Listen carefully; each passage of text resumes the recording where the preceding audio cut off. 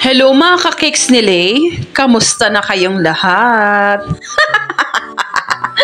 Ano na mga cakes? Na-miss nyo ba ako? O diba it's been a long time. Ngayon na lang ulit tayo upload. At super duper duper late upload na nga itong video na to. Kasi itong cake order na to ay last May 7 ba o 5? O diba? Hindi ko na maalala.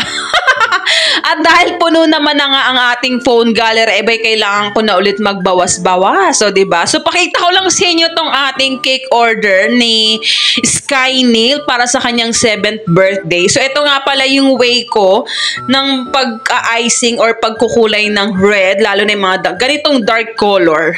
Ayan. So, ito yung ating promo na mini 2-tier. Pero, syempre, dahil kaanakan natin, kamag-anakan or pinsan kasi siya ng aking partner, discounted na yan. At syempre, dahil invited naman tayo, regalo na natin yung ibang parte ng cake dyan, o diba? Ganon din ba kayo, diba? Kapag kamag-anak nyo, tapos diba, baker kayo, syempre, imbitahan kayo, kakain kayo dun. Syempre, i-gift nyo na yung cake or i-discount na lang natin sila. Ganon ako talaga, o diba? But anyway, ganito nga yung way ko ng pagpapapula, o diba, pagpapapula. Actually, nagpa-final icing muna ako ng white. Kinukut ko na muna siya. Then, naglalagay tayo ng manipis na color red. Kasi, way din to, gaya nga ng mga previous videos ko, para hindi pumait yung ating cake dahil sa over na food color na red. Kasi talagang, ang pagpapakulay ng red, kapag hinalo siya sa pink, sa white, ay nagiging pink. So, kailangan talaga natin na tansyahin yung ating food color sa small amount ng white na icing bago natin siya i-frosting ng ganito. So, pwede rin naman tayong mag-airbrush. Pero kasi, diba, this is another technique kung saan tayo mas napapadalian. So, ito nga yung ating promo na 1499. Ongoing to, guys. At hindi pa ako nagtataas sa aking mga cakes. Kahit tumaas na po ang bentahan ng kokwa. O, diba? Paano ba yung tamang pronunciation? It's kokwa or paano ba? Basta yun na yun. But anyway, ito na nga, hindi ko na nga napakita kung paano natin nilagay yung ating mga printed topper. Dumiretso na nga tayo dito. Sa pagdating nga namin, kay sinabay na nga namin ito sa pag-deliver at pagpunta.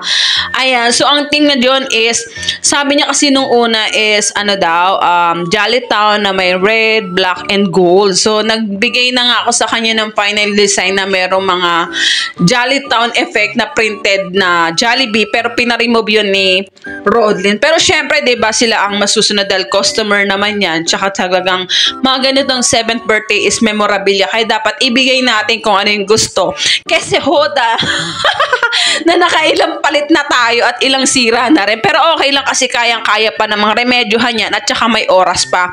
So yun kasi yung kagandahan kapag sinend natin yung final look ng cake sa ating customer. Tapos merong gustong ipabago. At least meron pa tayong time na maayos natin yung design na gusto nila. So ayun na nga, nandito na nga tayo sa venue, sa Jollibee, kung saan bida ang saya, o diba? Napakarami ng umaten at thankful kami dahil isa kami sa naimbitahan. Pero syempre, alam nyo naman ang mga bata, Jollibee lang sa kalam, o diba? So ito nga si Ara, shoutout natin Ara. Ito si Ara, napakaano ko talaga to. Number 1 followers ko na talaga na mapalari ako, diba? Aliw na aliw sa mga memes videos natin. So, ito yung aking bunso, si Athena, at yung aking panganay na si Alio. So, syempre, kapag kaganto mga kiddie party, talagang sila naman talaga ang bida dito sa mga pagpalaro, pag-games. Pero sabi ng anak ko, dahil medyo malaki na nga siya, hindi na siya sasali. Si Athena na lang daw. Ayan na nga si Jollibee, umapir na nga siya at nagpa-picture-picture na nga sa mga guests. Ayan, at ayan din si Sky Neil. Happy 7th birthday, Sky Neil. Wish namin sa iyo, syempre, good health, Sky Neil. And you are a big blessing kay mama mo at saka sa iyong papa na kinikilala ngayon. So, maraming salamat, Rodlin, sa pag-imbita at sa pagtitiwala at suporta since day one, talagang sakalam to mga, alam mo, ito talaga yung masigit na nakakataba ng puso. Yung mga kakilala, kaanakan mo na sumusuporta sa negosyo mo.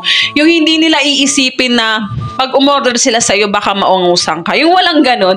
Yung suportahan, yan talaga yung mga nakakataba ng puso kapag meron ka mga kamag-anak o kaibigan o kakilala na nagnenegosyo tapos nakasuporta sa'yo.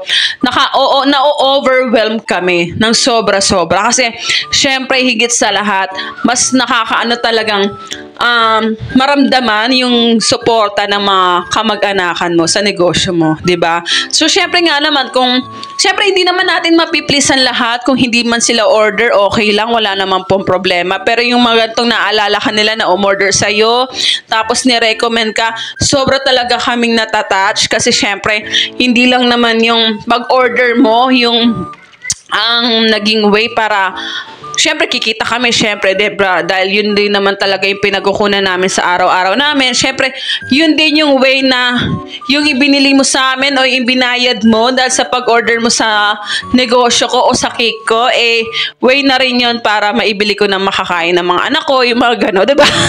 Nagdrama. But anyway, thank you so much again sa mga kakilala, kaibigan at kaanak na nakasuporta sa amin. Maraming salamat po sa lahat ng sumusuporta sa Cakes ni Lake, mapakilala man or makikilala pa lamang. Thank you so much po sa lahat. God bless everyone. Ingat po tayo lagi. Bye-bye!